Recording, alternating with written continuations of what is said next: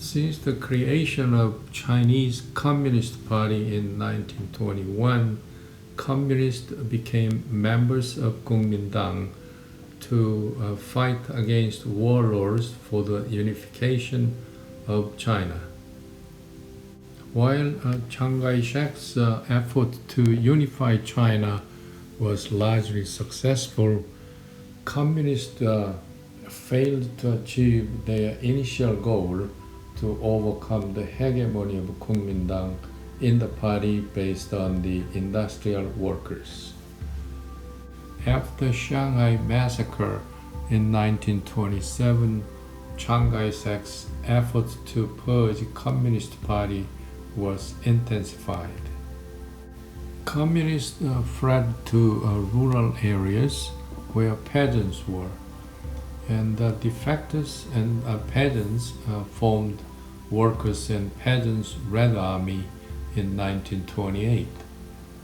In 1930, Mao Zedong, who led the army, created a Chinese Soviet Republic around the city of Ruijin in Jiangxi and Fujian province. By 1931, when Japan invaded Manchuria, Chiang Kai-shek had two foes, one internally communist and the foreign invader Japan. Despite a public outcry to expel Japanese from China, Chiang Kai-shek decided not to fight against Japan until he purged the communists completely in China. Chiang Kai-shek attacked Red Army in Jiangxi province 4 times, but he failed every time because communists played hide-and-seek, so-called guerrilla war. Then, in the 5th time, with advice of German strategist, Chiang Kai-shek surrounded the Red Army stronghold completely, and Mao Zedong and Red Army faced total demise. In October 1934, Mao Zedong and 80,000 troops with some citizens decided to escape the area and embark the journey toward the west and north and to the Yanan Shaanxi province. It was very difficult terrain.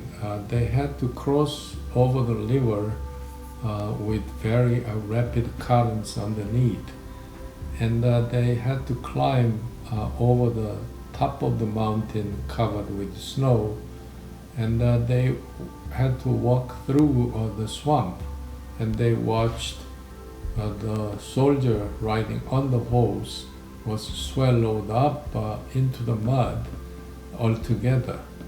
But they arrived Yanan Shaanxi province in October of 1935, and 8,000 troops were survived. When they left a year ago, the Jiangxi province, they had 80,000 troops. If Chiang Kai-shek found them and attacked them, they could have easily been defeated, but the threat of Japan was imminent. In 1910s, when Korea was annexed by Japan, Japan was under the rule of a civilian government that was working toward the free democratic country. In 1914, when World War I broke out, Japan declared a war against Germany. And Japan took over German interest in Shandong province and set up the puppet government in interior Mongolia. These were parts of 21 demands to Yuan Sky of Beiyang government. Japanese were enjoying the freedom and prosperity that they never had before. In the late 1920s, Japanese economy got bad because the Great Depression ensued throughout the world. The military generals staged coup d'etat and the military dictatorship began. The military government in Japan believed in that Manchuria was the solution to the bad economy of Japan. Manchuria had the abundance of raw material and the population that can create the consumer markets. In 1932, Japan set up the puppet government in Manchuria, and Chang Kaishek, who was the warlord in that area, had to leave China and exiled to Europe. Basically, he didn't have any troops at all. And in a while, Chang Kaishek brought him back and appointed him as the commander of Northeast Army. In fact, he was second in command in Kuomintang Army, just below Chang Kaishek. As Japanese expansion grew larger and larger, the public wanted Kuomintang government to fight against Japan and expel Japanese from China. But Chang Kaishek insisted on taking care of communists first and then fight against the Japanese.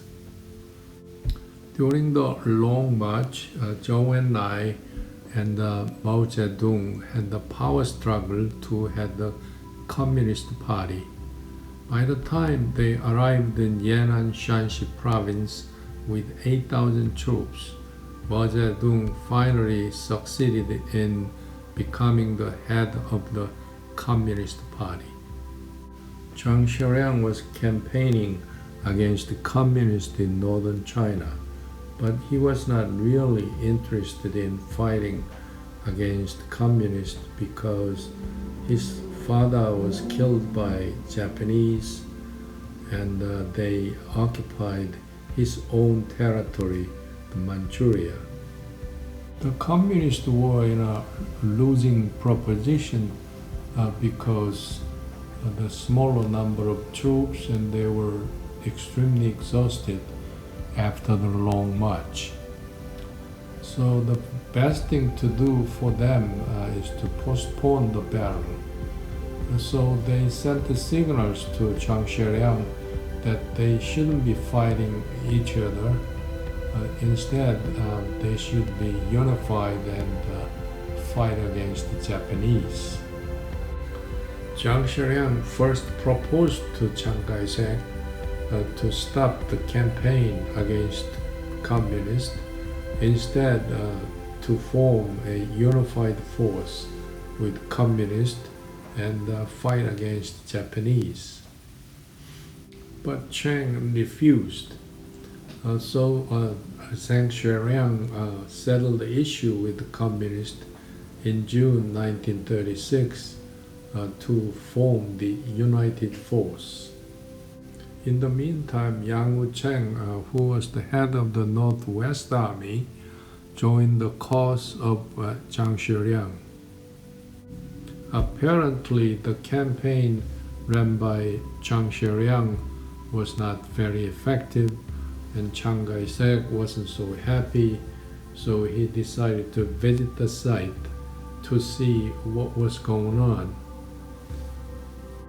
On December 12, 1936, bodyguards of Zheng and Yang stormed the cabin where Chang Kaishek was staying and detained him in Xi'an. Then they demanded three things to Kuomintang government in Nanjing. One, immediate ending of civil war. Two, purging pro-Japanese factions in Kuomintang government. Three, fighting against Japan. The news threw Kuomintang government into turmoil. The military guys wanted to send the troops to attack Chang Kaishek. Sun Mei-ling, the wife of Chang Kaishek, won in negotiations. Obviously, she didn't want to lose her husband. Many young officers under Chang Kaishek wanted Chang Kaishek to be killed, but the Chang Kaishek didn't want that to happen, and he wanted Chang Kaishek to lead the unified force to fight against Japan. On December 16, 1936, Zhou Enlai arrived in Xi'an to negotiate with Chiang Kai-shek representing Communist Party. But Chiang Kai-shek didn't want to sit down with Zhou Enlai, and on December 22nd, Sun Mei-ling arrived in Xi'an and persuaded his husband. On December 26, 1936, Zhou Enlai and Chiang Kai-shek agreed to form a unified force to fight against Japan. Zhou Enlai told Chiang Kai-shek the communists were willing to fight under the command of Chiang Kai-shek. So Chiang Kai-shek would be the leader of the unified force. If there was no Japanese threat to China at that time, the communists would have been easily annihilated by Kuomintang.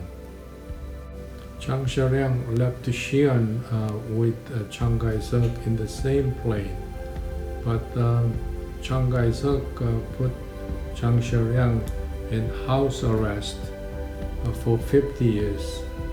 He was in a house arrest even in Taiwan, but in 1993 he was released and he went to Hawaii and died there at the age of 103. Yang Hu-cheng was executed in 1949. A year later, Sino-Japanese War would begin.